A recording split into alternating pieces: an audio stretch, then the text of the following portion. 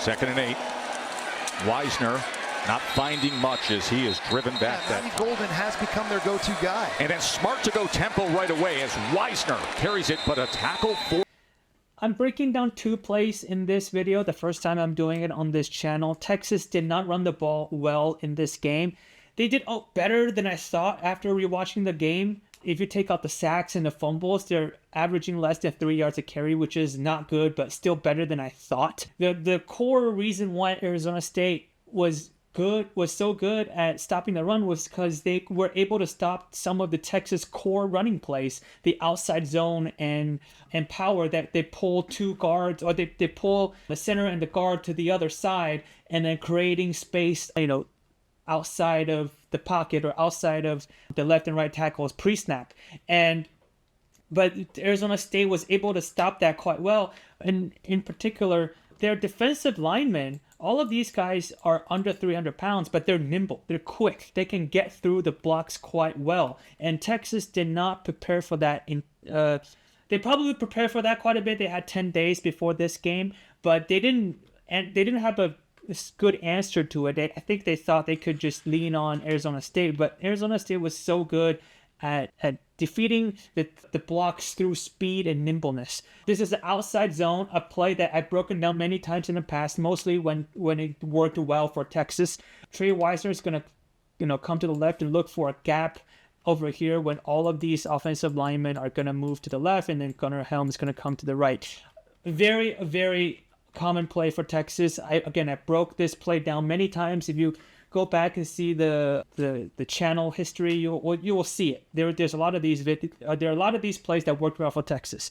Texas, they're supposed to be the center and the right guard double teaming this defensive lineman right here. But even with the double team, this is the guy that blows up the play.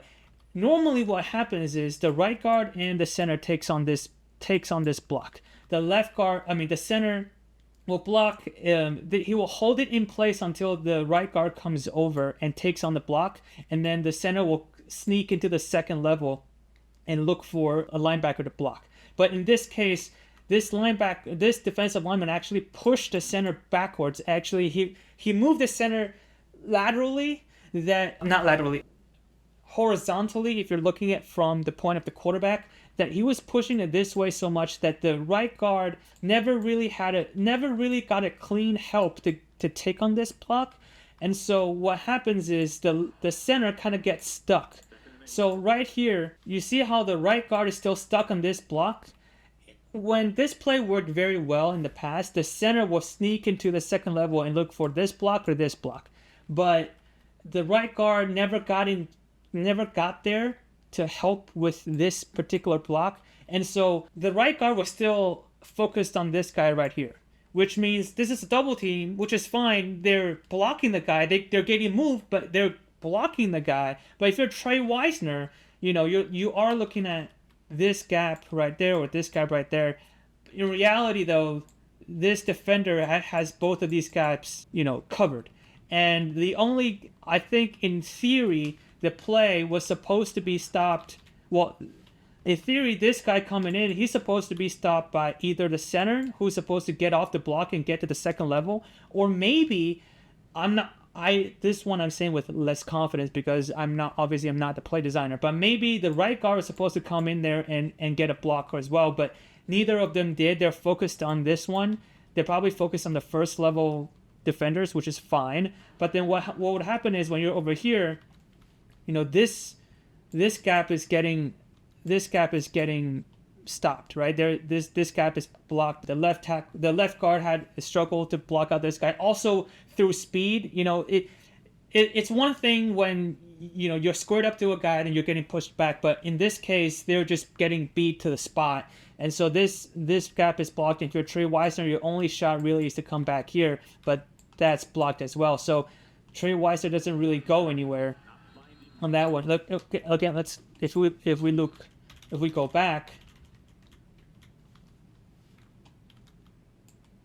like that, there's a double team action there. Imagine if the center went to the second level after handing off the block and gets a piece of this guy, and then now you have space. But that never happened. The center gets stuck in this block, And then he gets stuck in this block as well. He never went to the second level. I'm not sure if he's supposed to do that, but if he did, then you're probably looking at another block that would probably get you a couple more yards. And you're looking at a 3rd and 5 rather than 3rd and 7. So that's one core play that Arizona State blocked, and that's the outside zone that Arizona State blocked pretty well, and they did pretty well all the time.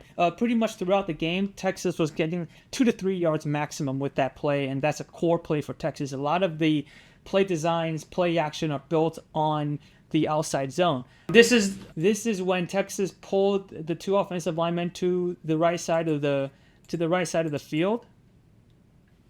So they're gonna pull this guy to the outside, and again, normally this will create space for whoever the running back is, right? And you know, in this play already was kind of not gonna work well, because if you look at Texas has 3 receivers on the left. If it's a man-to-man play, a man-to-man defense, you're probably gonna get a lot of space over here. But Arizona State was running zone, and so I'm not sure if this was an RPO.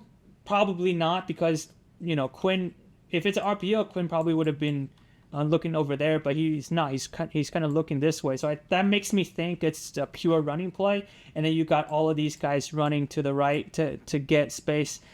But again, they get beat to the spot. That's when Arizona State's speed on defense shows up and makes Texas struggle. If you look at that block gets missed. He gets beat to the spot. Kelvin Banks is showing up over.